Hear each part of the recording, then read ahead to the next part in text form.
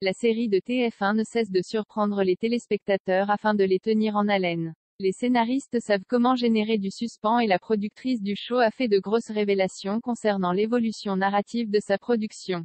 Demain nous appartient, une série qui met en scène des méchants d'exception. Les scénaristes savent que pour faire exister les héros, il faut mettre en avant des antagonistes à la hauteur. Alfred Hitchcock, le maître du suspens à l'origine de grands films comme Psychose ou Les Oiseaux, disait cette phrase bien connue: plus réussi est le méchant, plus réussi. Cela vaut également pour les séries, et les scénaristes de Demain nous appartient l'ont vraisemblablement bien compris. Le show de TF1, créé pour concurrencer Plus belle la vie, a en effet mis en avant un certain nombre d'antagonistes d'anthologie.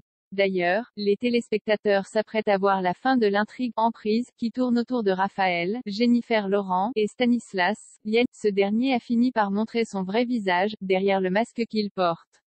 Un visage guère reluisant puisqu'il s'agit d'un véritable pervers narcissique, qui n'hésite pas à manipuler et violenter. Pour ne rien gâcher, c'est également un meurtrier. Mais Stanislas est désormais mort, et la police souhaite savoir qui l'a assassiné. Raphaël est très logiquement suspecté, tout comme Chloé, Ingrid Chauvin, Audrey, Charlotte Gassio, et Camille, Elisa Aizé. Quoi qu'il en soit, Stanislas fait désormais partie des méchants de l'histoire les plus détestables et charismatiques.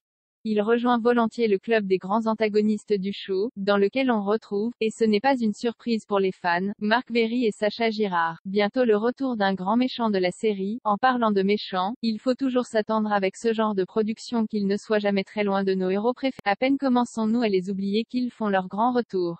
C'est en tout cas ce qu'a annoncé Aude Thévenin, la productrice du feuilleton, au micro d'Allo. Alors qu'elle se trouve au Festival de télévision de Monte-Carlo, elle décide de faire quelques révélations. Sacha va revenir, indique-t-elle, sobrement, comme si elle n'était pas consciente de l'impact que ce retour aura sur les personnages et les téléspectateurs.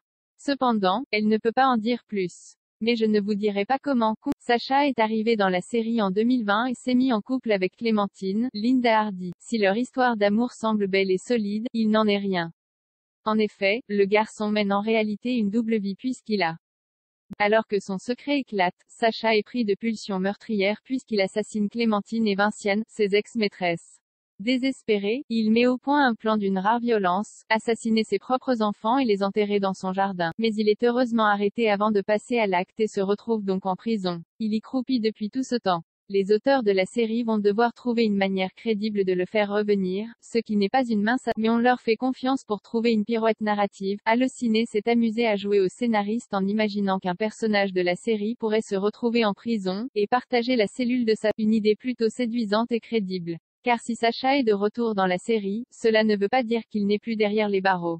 Il faut cependant prendre son mal en patience quelque temps avant d'avoir la réponse définitive. Sur les fans encore sous le choc du départ de Louise, les scénaristes ne ménagent décidément pas le cœur des fans de la série. Ces derniers sont, en effet, encore sous le choc du départ de Louise.